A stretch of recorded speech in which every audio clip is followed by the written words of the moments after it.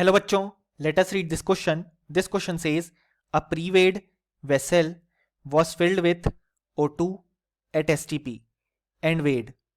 It was then evacuated, filled with SO2 at the same temperature and pressure and again weighed.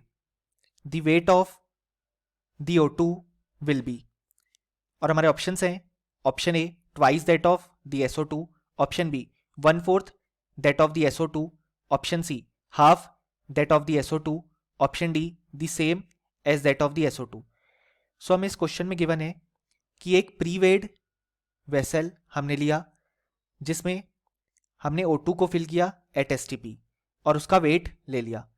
It was then evacuated. अब उसको हमने empty कर दिया यानी कि सारी O2 रिमूव कर ली.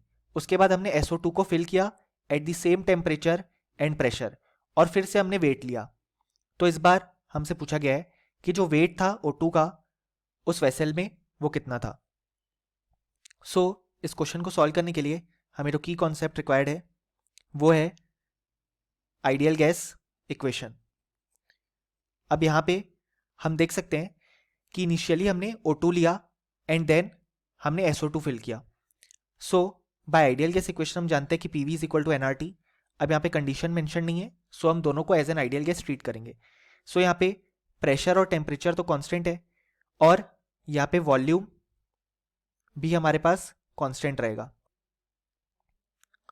क्योंकि यहाँ पे वॉल्यूम से रिलेटेड कोई कंडीशन मेंशन नहीं की गई है कि हमने वॉल्यूम इंक्रीज किया या डिक्रीज किया.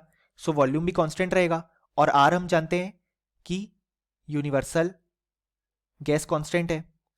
सो जब यहाँ पे सारी चीज़ें कांस्टेंट है तो ऑल्दो हमने गैस को चेंज किया कि पहले गैस थी हमारे पास O2 देन थी हमारे पास SO2, लेकिन number of moles of gas दोनों में सेम ही रहेंगे.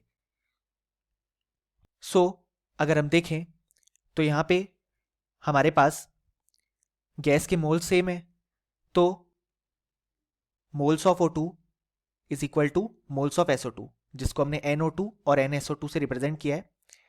सो मोल्स ऑफ O2 हम लिख सकते हैं wait of O2 upon molar mass of O2 जो कि होता है 32. SO2 के लिए मोल्स हो जाएंगे wait of SO2 upon molar mass of SO2 जो कि होता है 64. अब अगर हम इसे सॉल्व करें तो हम लिख सकते हैं कि weight of O2 is equal to weight of SO2 upon 2 क्योंकि यहाँ पे 32 और 64 ऐसे कैंसिल आउट हो जाएंगे. सो हमारे पास जो वेट ऑफ O2 आ गया वो आ गया half of that of SO2 और यही हमसे क्वेश्चन में पूछा गया है. तो हमारे लिए जो करेक्ट ऑप्शन हो जाएगा वो हो जाएगा ऑप्शन सी क्योंकि ये हमारे फाइनल रिजल्ट से मैच करता है और option A B and D जो है वो इनकरेक्ट हो जाएंगे. यानी कि फाइनली हमें बोल सकते हैं कि इस क्वेश्चन का हमारे पास जो करेक्ट आंसर आ गया वो आ गया option C. Hope you understood it well. Best of luck.